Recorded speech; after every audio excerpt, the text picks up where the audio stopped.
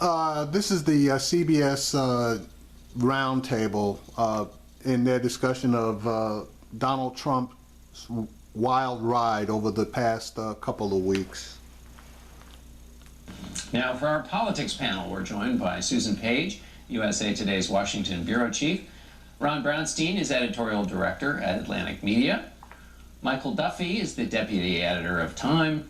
And Ed O'Keefe covers politics for the Washington Post. Susan, let's start with the Republicans, Donald Trump's wild ride of a week. Where are we now that it's Sunday and the dust is cleared? What's real? What's just a shiny object? Well, one thing we know is we've had a series of polls both nationwide and in some key states, and they all show movement toward the Democrats. They all show bad news for Republicans coming out of their convention. Now, on the other hand, Donald Trump, in like the past 48 hours, has shown a more disciplined campaign. He basically acknowledged he had made a mistake in saying he had seen that money offloaded in Iran. He finally endorsed the Speaker of the House. That seemed surprisingly slow in coming. I guess the question is, can he keep up that kind of campaign for 3 months or even for another week? Michael, what is the nature? I mean, Republicans have been worried before about Donald Trump. We kind of have come to this. Was there something different about this week? Give us a sense of what the nature of the nervousness is about him that might be. This was the week, John, where Donald Trump himself made Donald Trump's fitness to be commander-in-chief the central issue of the campaign. That's the change. And he did it in a kind of triple blunder. He attacked a Gold Star family when, coming out of his convention, he could have been magnanimous, and when gratitude was clearly the order of the day. Instead of talking about he was talking about that instead of talking about the economy, which he'd been given a good number on for him at least, the growth in the first half had been less than 1%. That was a good topic for him if you're going to be campaigning in Ohio and Pennsylvania. He wasn't talking about that. He was talking about the Khan family. And then third, I think the worst of it is that if you're in August and you're having an argument with the country about your fitness to be president, you're probably losing it. And Ed, the Trump campaign has said the bar here, if it's a change election, is really that fitness question. They've said, I mean, obviously the Democrats are trying to get everybody to talk about fitness. That's their game plan. But the Trump campaign has also said, if he can convince people he's fit enough to be president, because it's a change election, that's all he has to do. And he's not doing it. 6 in 10 not qualified in our poll that's out this morning. 3 in 10 would be uncomfortable if he becomes president. Look at what Jeff Flake told you. He might lose Arizona. John Kasich this morning saying he might lose Ohio. There's no confidence for him across his party and in all this polling. And I think, if this sustains itself through Labor Day, I've been reminded by senior Republicans that is the point at which they will probably start making the checks and balances argument. They try to do what they did in 1996, where you have people what that means. Well, it's the idea that we kind of acknowledge that our Republican presidential candidate has no hope, but you need a Republican Congress to be the check and the balance on a Democratic president. It worked in 1996 for them. And I think they look at the numbers now and they think if this continues through Labor Day, once people start worrying about the presidential election, it might be something they have to do. In 1996. As we were talking about before, I mean, there's a lot of structure in this race. You mentioned 60% in that ABC Washington Post poll said that he's not qualified to be president. The total variation in all the times they've asked that question is between 58 saying he isn't and 61% saying he isn't. That's it. It's been that way for a year and a half. On the other hand, the one big advantage Donald Trump consistently has is that people see him as more likely to bring change to Washington, right? So if he can stay on that terrain, he's in a stronger position. But the underlying structure, what we talked about before, was see in Virginia. You look at this race, Donald Trump is going to do very well with blue-collar white voters. He is going to face probably the biggest deficit any Republican has, I think, among non-white voters. He could lose 84, 85% of them, which would be more than we have seen in modern times. The pivot of this race, the piece that is the most movable, are these college-educated white voters who tend to be socially moderate, but most of them lean toward a smaller government argument. When he gives his speech tomorrow on the economy, and he kind of wraps himself in traditional Republican arguments about taxes and regulation, he may move back some of those, example, college white men who are now where he is significantly underperforming. But as long as the percentage of those voters who now think that he is not qualified and who think that he is racially divisive is a hit, those are the twin towers in the way blocking him to the White House. Susan, let me ask you just before. Can a candidate fix the temperament question in a campaign? Hillary Clinton has. There's also the question with her, can you fix the trust? How do you show trust in a campaign? So can you do that? Can you show temperament? Is there something that can be done by Donald Trump to fix the worries that we've been talking about? I think as long as the referendum is on them, they each lose, right? Each of these candidates need the referendum to be on the other guy. You know, you mentioned the underlying structure as being very important. Of course, that's true. You know, moments matter too. And I remember in convention moments, 1988, a speech that George H.W. Bush did made a difference. In 2012, the convention speech that Barack Obama made, that Bill Clinton made for Barack Obama made a difference. And in these two conventions, the speech that I think made the most difference was that by Mr. and Mrs. Khan. Yeah. Two people I'd never heard of before they got out on that convention stage at the Democratic convention, but both the kind of reality, the authenticity, the emotion of their speech and his response to it, that is what has crystallized, I think, concerns about him. You know, there'll be a lot of twists and turns in this election. I think it's possible we look back on this election and that turns out to be a turning point. And Curiel. Yes, exactly. Curiel and Is the turning point. I spent a lot of time talking to Hispanic operatives, Hispanic voters, Hispanic politicians. You hear from African Americans as well. Maybe other candidates can fix the temperament question. He will not be able to do it unless every single day between now and election day he goes out there and says, mea culpa, lo siento, you know, I'm sorry I did this, I'm never going to do that again, because absent that, it just won't, resonate. He has no hope of it. Let's take a look at, John McCain was asked the temperament question this week and had some difficulty answering it, which also I think contributes to this question. Let's take a look at McCain and we'll talk about it. Are you comfortable with Donald Trump possibly having control of the nuclear arsenal? Anyone that the people of this country choose to be the commander-in-chief and the president of the United States, therefore, can lead this country and will lead in a responsible fashion anyone who is elected president fairly of this country.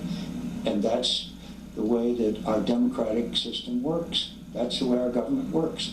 The American people select the next president of the United States knowing full well what the role of the commander-in-chief is. Therefore, I have the utmost respect for the verdict of the people. That was not exactly a straight-up answer at the kind Senator Cotton gave. Senator Cotton said it would be okay, but then he also added, but Congress will be there as a check. Excuse me. What did you make of that? Well, there are moments that matter, and it wasn't. What was so interesting about this week is it wasn't just the Khan family moment. You had the extraordinary moment also this week where Donald Trump said that the race is rigged. Yeah. And that raises a whole other question about not just temperament, but judgment in our political life. Now, rigged is a word that's been thrown around this campaign a lot by lots of politicians about our tax system, our trade system, you know, how the economy benefits some and not others. But what Trump did was put the actual manner of voting and choosing our elections on the table and said it's broken and it's corrupt. And he's either doing one of two things here. He's either laying the predicate for his own failure, right, which is a very interesting thing to contemplate in mid-August, or he's setting the table for saying later that the outcome is illegitimate. Now this puts a whole, like the nuclear codes or whatever McCain was talking about there, this puts a whole other set of verities about this election on the table for voters that do go to temperament. Is this the kind of person or not that you want to have? So I think, you know, don't forget we've had peaceful transfer of power for 100, 200 and some years. It's the longest in human history. It's not a small thing that he tabled there. Couldn't it also be a turnout mechanism, which is the other side is trying everything to undermine me? Anything that's bad that you see is only the result of chicanery from someone else. So you all on my side better turn out. It feels at every critical moment he chooses to narrow and deepen rather than broaden. It is an argument that appeals to the alienated voters who believe that they are both culturally and economically marginalized and are being ignored by a political system that is in the in control of moneyed interests and elites. But if you believe, as I do, that the pivot, that the fulcrum of this election are these white-collar white voters who normally lean Republican. Mitt Romney won them by 14 points in the exit poll. Hillary Clinton is now ahead in both the ABC Post and NBC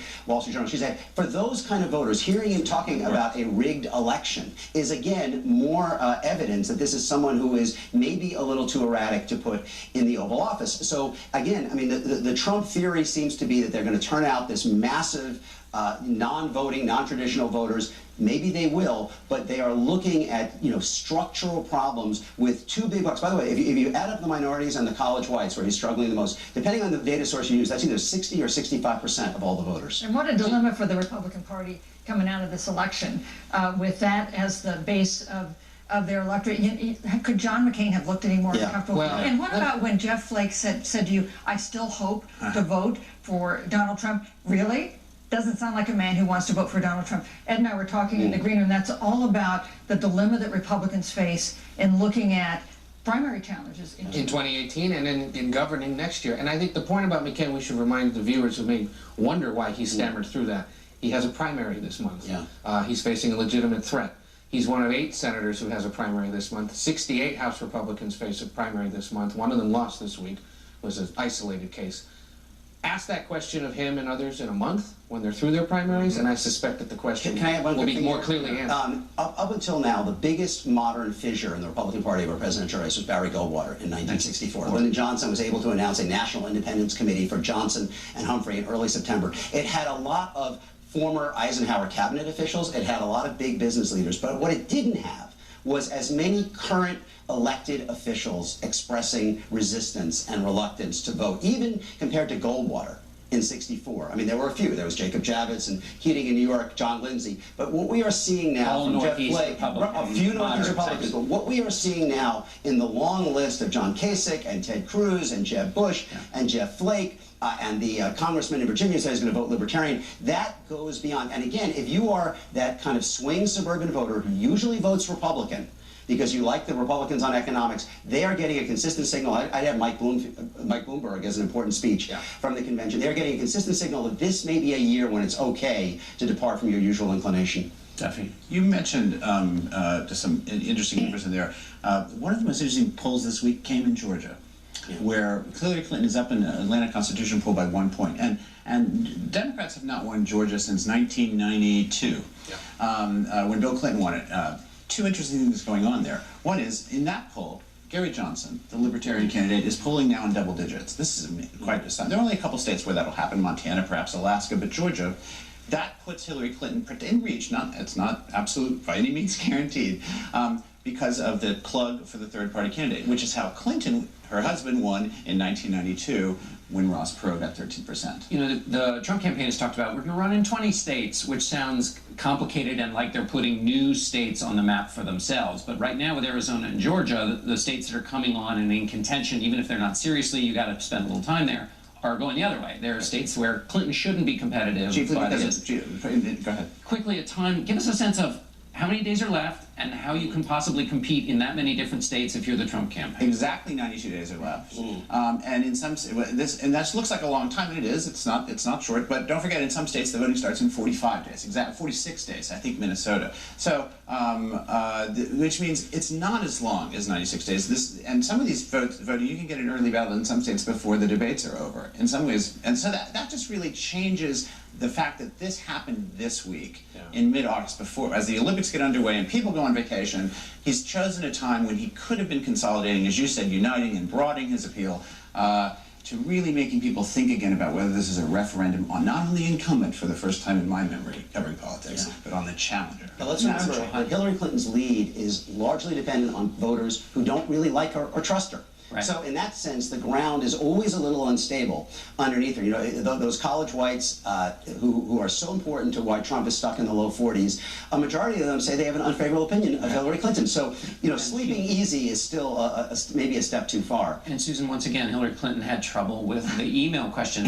Why is this such a hard question? So, two confounding questions this week. One, why did Donald Trump engage with the Gold Star family in a negative way? Got me. Two, why can't Hillary Clinton practice and then deliver an accurate and clear explanation of her treatment of handling of this email question? And instead, she had another chance this week and her answer was muddy and it was at the least misleading, and I don't understand why that's so. Quickly, that's another problem to the Donald Trump week, which is that they didn't get to focus on that. And then they continue. I mean, the economic growth numbers is one thing. Her email scandal is another. That is what continues to frustrate Republicans so much, is that there's just so much material there for them to be using against her. They can't do it because he continues to do this. I want to make one point. We got to go, I'm afraid. Then, Sorry. Then we'll Thanks leave it to at all that. of you, and we'll be right back. All right, so that's the panel from Face the Nation.